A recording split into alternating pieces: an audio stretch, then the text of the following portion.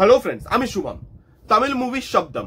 Problem একটাই, এই সিনেমাটা আপনাকে একটু কষ্ট করে জোগাড় করে দেখতে হবে। হিন্দিতেই পেয়ে যাবেন, বাট একটু কষ্ট করে জোগাড় করতে হবে। এবং আমি বলবো একটু কষ্ট করে হলেও এই সিনেমাটা জোগাড় করে অন্তত একবার দেখুন, কারণ এই সিনেমাটা আপনাকে যে এক্সপিরিয়েন্সের মধ্যে দিয়ে নিয়ে যাবে, সেই এক্সপিরিয়েন্সটা হয়তো অন্য কোনো সিনেমা রোজ রোজ আপনাকে দিতে পারবে না। কারণ এরকম ধরনের সিনেমা আমাদের ইন্ডিয়ান সিনেমাতে রোজ রোজ তৈরি হয় না।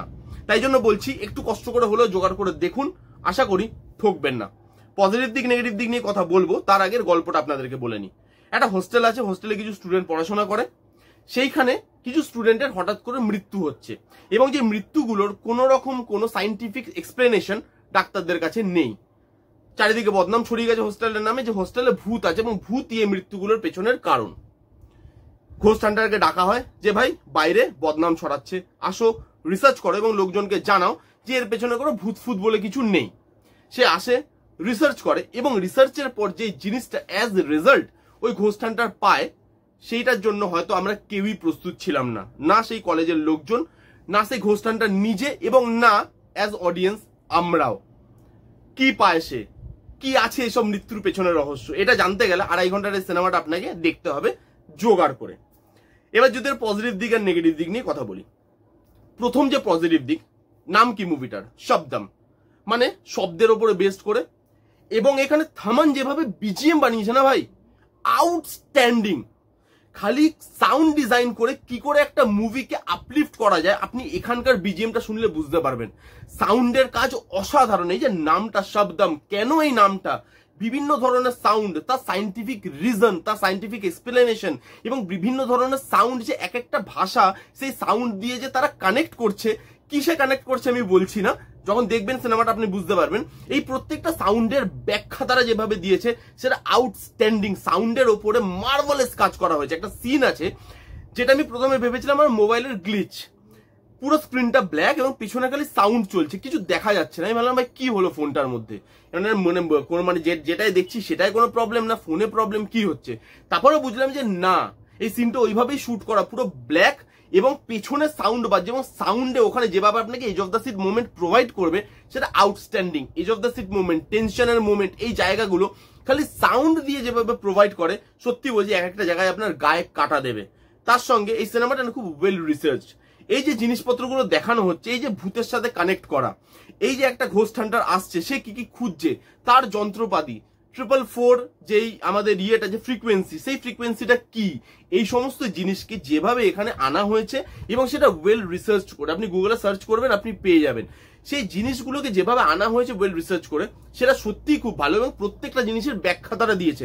এমন না যে মন গড়ান্ত কোনো কাহানি যে মনে এলো লিখে দিলাম সেটাই দেখিয়ে দিলাম, না, সাইন্টিফিক রিজন আছে ওটার, সেটা মানে পৃথিবীতে এক্সিস্ট করে, এবং সেভাবেই জিনিসগুলোকে এখানে রাখা হয়েছে। সত্যি বলছি এরকম ধরনের রিসার্চ আপনি অনেক অনেক সিনেমাতে পাবেন না। এখানে প্রচুর রিসার্চ করা হয়েছে এবং সেগুলো খুব ভালো। পারফরমেন্সেস, এখানে যারা লিড রোলে প্লে করেছে না, মানে যে ঘোস্ট হান্টার, সেই এখানকার হিরো, আদি বলে নাম, খুব সম্ভবত বোধহয় ছেলেটার, সে এখানে যে হিরোইন আছে, প্রত্যেকটা লোক যা পারফর্ম করে, যতগুলো স্টুডেন্ট আছে তারা প্রত্যেকে যা পারফর্ম করেছে স্যার আউটস্ট্যান্ডিং। এবং পারফরমেন্সের জন্য না ইমোশনটাও ফুটে আসে। এখানে একটা ইমোশনাল জায়গা আছে, সেটা একটু লাস্টের দিকে গিয়ে আসে, কিছু বাচ্চাকে নিয়ে ইমোশন আছে, এবং সেই ইমোশনটা আপনাকে কানেক্ট করে, সেই ইমোশনটা আপনার ফিল হয়, আপনার চোখে কিন্তু জল আসবে। ইমোশনালি সিনেমাটা আমাকে কিন্তু খুব ভালোভাবে টাচ করেছে। এবং এখানে একটা মেসেজ আছে, যে মেসেজটাও কিন্তু বেশ ভালো। এখানে বলা হচ্ছে যে এই যে বিভিন্ন শক্তি আমাদের কাছে আছে, এই ধরুন সোশ্যাল মিডিয়ার পাওয়ার, বা আমাদের কাছে টেকনোলজি আছে, এই সব কিছুই আমাদের কাছে আছে, সেগুলো কিভাবে ব্যবহার করছি সেটা আমাদের উপরে। এই যে সাউন্ড, এই সাউন্ডটা বাজেভাবেও ব্যবহার করা যায়, ভালোভাবেও ব্যবহার করা যায়। আপনি কিভাবে ব্যবহার করছেন সেটা আপনার উপরে। এই মেসেজটা যেভাবে উঠে আসে, এখানে তো শব্দম বলে সাউন্ড দিয়ে মেসেজটা দিয়েছে, বাট এটা সব জায়গাতেই অ্যাপ্লিকেবল। আপনি দেখুন না, মানে আমাদের জীবনে সোশ্যাল মিডিয়া বলুন বা আমাদের যে টেকনোলজি, সেটা কত লোক বাজে কাজের জন্য তো ব্যবহার করে, আবার অনেক লোক আছে সেটা দিয়ে ভালো কাজও করে।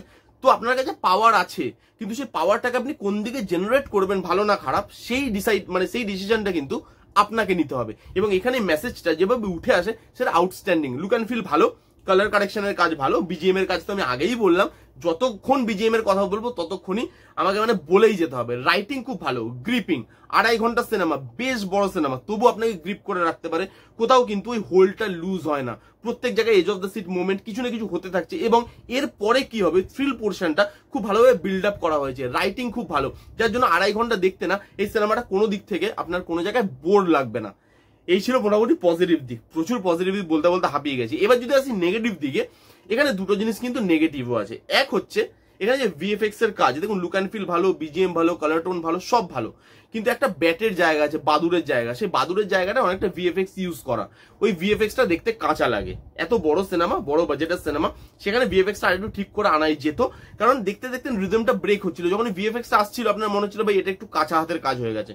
ভিএফএক্স আরেকটু কমপ্লিট করে বা একটু পলিশ করে আনলে আমার বেশি ভালো হতো, জিনিসটা বেশি জমতো, কারণ সাউন্ডের কাজ, তারপর আপনার এখানে যারা পারফর্ম করছে, লাইটিং এর কাজ, রিসার্চ এত ভালো, আপনি এতটা এঙ্গেজ হয়ে পড়ছেন, ভিএফএক্স এর কাজগুলো কোথাও কোথাও এসে আপনি রিদমটা ব্রেক করে দিচ্ছিল। এবং লাস্টে যে টুইস্ট অ্যান্ড টার্নসটা দিচ্ছে, মানে যে টুইস্ট অ্যান্ড টার্নসের জন্য এতক্ষণ ধরে গল্পটা আপনি বিল্ড আপ করলেন, সাবজেক্ট ইটসেলফ এত ভালো, এতটা আপনি রিসার্চ করলেন, এবং লোক কন্টিনিউয়াসলি ওই মুভিটার সাথে যাচ্ছে, এবং সে নিজে ভাবছে এরপর কি হবে, এরপর কি হবে, লাস্টের টুইস্ট অ্যান্ড টার্নসটা কি আসতে চলেছে, যখন লোক এতটা মাথা লাগিয়ে ফেলছে, এতটা ইনভেস্টেড হয়ে যাচ্ছে, সেখানে লাস্টের যে টুইস্ট অ্যান্ড টার্নসটা ওটা তগড়া হওয়া উচিত ছিল, ওইটা কোথাও গিয়ে উইক হয়ে গেছে। এবং আমার মনে হচ্ছে লাস্টের টুইস্ট অ্যান্ড টার্নস ওটা আরেকটু ভালোভাবে করলে বেশি বেটার হতো, আরেকটু স্ট্রং ভাবে প্রেজেন্ট করলে বেশি বেটার হতো, কারণ তার আগে থেকে যেভাবে সেই লাস্টের টুইস্ট অ্যান্ড টার্নসের জন্য মুভিটাকে বিল্ড আপ দেওয়া হয়েছে সেটা খুব স্ট্রং, লাস্টে গিয়ে টুইস্ট অ্যান্ড টার্নসটা একটুখানি লুজ হয়ে গেছে, সেটা একটুখানি রেগুলার হয়ে গেছে, আপনার দেখে মনে হবে যে ঠিক আছে ফাইন, সেই জিনিসটা আরেকটু যদি স্ট্রং করা যেত যে লাস্টের টুইস্ট অ্যান্ড টার্নসটা, তাহলে এই সিনেমাটা একদম টপ নচ একটা সিনেমা হতো। তবু আমি বলবো যারা আউটস্ট্যান্ডিং সাউন্ডের কাজ দেখতে চান, হররের ফিল পেতে চান, থ্রিলের ফিল পেতে চান, ইমোশনের ফিল পেতে চান, ড্রামার ফিল পেতে চান, পারফরমেন্স দেখতে চান ভালো ভালো, এত কিছু এবং ওয়েল রিসার্চ, এত কিছু একটা সিনেমার মধ্যে আপনি যদি দেখতে চান, তাহলে এই সিনেমাটা অবশ্যই অবশ্যই আপনার জন্য মাস্ট ওয়াচ একটা সিনেমা। এই ছিল শব্দম বলে সিনেমাটার রিভিউ। কারা কারা অলরেডি দেখেছেন জোগাড় করে কমেন্ট করে জানান, যারা যারা দেখেননি যান গিয়ে দেখুন, এরকম সিনেমা রোজ রোজ কিন্তু আপনারা দেখতে পাবেন না। এই ছিল রিভিউ, কেমন লাগলো রিভিউটা জানাতে ভুলবেন না, ভালো লাগলো please give it a Thums up, like করবেন, কমেন্ট করবেন, শেয়ার করবেন, চ্যানেলটাকে মাস্ট সাবস্ক্রাইব করবেন। দেখা হচ্ছে নেক্সট কোনো ভিডিওতে, ততক্ষণ bye bye, take care and be safe.